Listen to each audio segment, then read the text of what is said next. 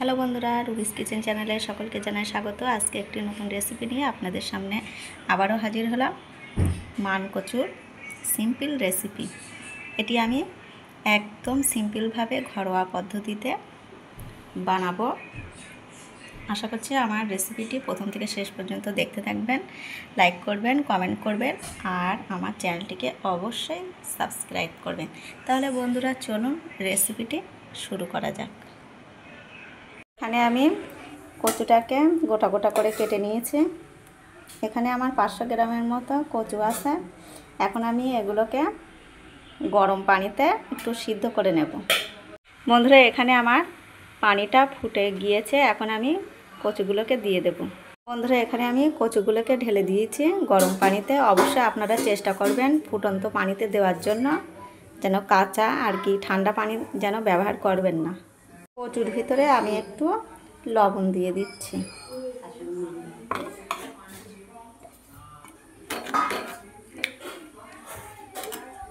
ওদিকে কচুটা সিদ্ধ হচ্ছে, ততক্ষণে আমি মশলাটা রেডি করব। এখানে আমি পেঁয়াজ কুচি নিয়েছি আর এখানে গোটা জিরে, শুকনো লঙ্কা, আদা, রসুন এগুলোকে আমি একসঙ্গে বেটে নেব। বন্ধুরা, এখানে আমার কচুটা 5-7 মিনিট হয়ে গিয়েছে, সিদ্ধ হচ্ছে। এখন মোটামুটি হালকা সিদ্ধ হয়েছে। এই অবস্থায় আমি নামিয়ে নেব। নামিয়ে পানিটাকে ঝরিয়ে নেব। এখানে কচুটা ভাজবার জন্য আমি একটু কড়াইতে তেল দিয়ে দিচ্ছি।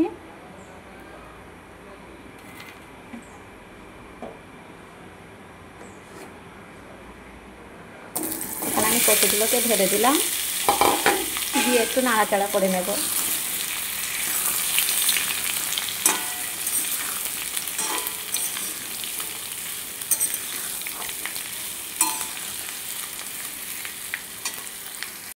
বন্ধুরা, এখানে আমি কচুটা সিদ্ধ করবার সময় আমি একটু লবণ দিয়েছিলাম, সেই জন্য এখন আর দিচ্ছি না।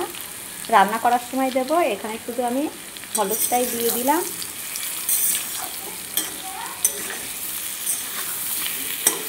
আমি কিন্তু খুব বেশি ভাজবো না, জাস্ট একটু সামান্য ভেজে নেব।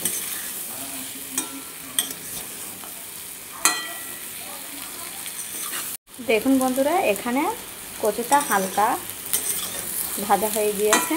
এই অবস্থায় আমি তুলে নেব। বন্ধুরা, আমি এখন কচুগুলোকে তুলে নিয়েছি আর ওই কড়াইতে কচু রান্না করার মতো আমি অল্প তেল দিয়ে দিচ্ছি।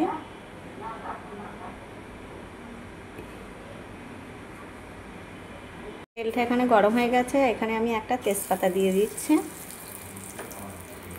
সেই সঙ্গে আমি পেঁয়াজ কুচি দিয়ে দিলাম। বন্ধুরা, এখানে আমি একদম আগেকার সময় মা চাচিরা যেভাবে রান্না করতেন, আমি সেই পদ্ধতিতে আমি আজকে কচুটা রান্না করব। কোনো বেশি মশলা আমি এখানে ব্যবহার করব না, একদম সিম্পলভাবে রান্না করব। আর বাটা মশলা দিয়ে আমি রান্নাটা করব। বাটা মশলা দিয়ে রান্না করলে তার স্বাদটা যে কি দারুণ হয়, আপনারা না খেলে বুঝতে পারবেন না। আমি আজকে মশলাগুলো সব বেটে নিয়েছি। এই বাটা মশলা দিয়ে আমি সিম্পলভাবে রান্না করব। কিন্তু তেলে আমি কোনো কিছু ফোড়ন দিইনি, দেওয়ার দরকারও নেই।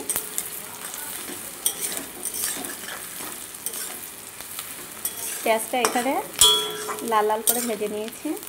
এখন আমি বাটা মশলাটাই দিয়ে দেব।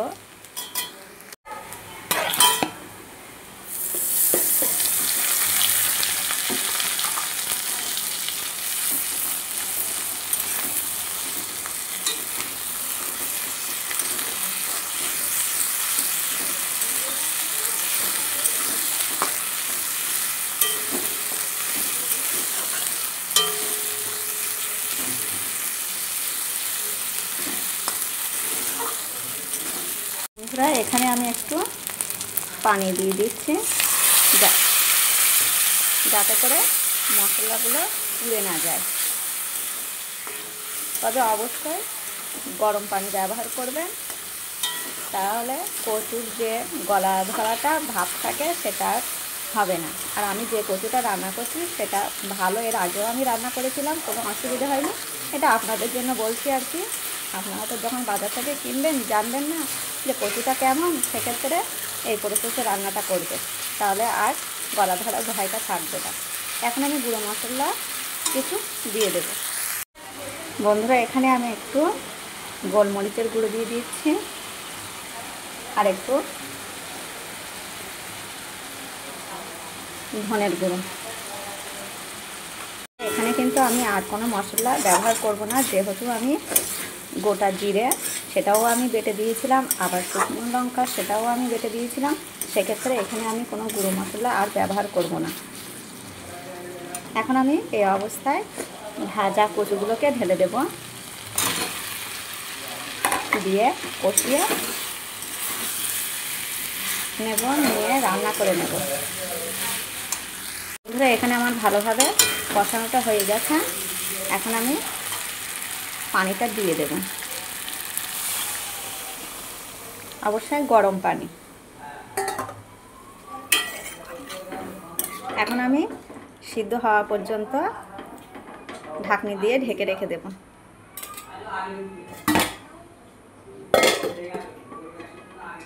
বন্ধুরা, এখন আমি 15 মিনিট পরে চলে এসেছি।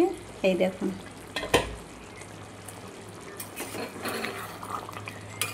একদম পায়েসের মতো সিদ্ধ হয়ে গিয়েছে।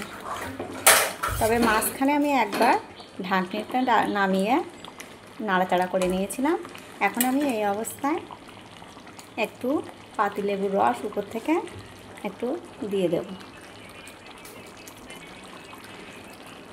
তাহলে বন্ধুরা, আমার এই রেসিপিটি এই পর্যন্ত। আবার পরের ভিডিওতে দেখা হবে। ততক্ষণে সকলেই ভালো থাকবেন, আর অবশ্যই আমার রেসিপিটি কেমন হয়েছে কমেন্ট করে জানাবেন।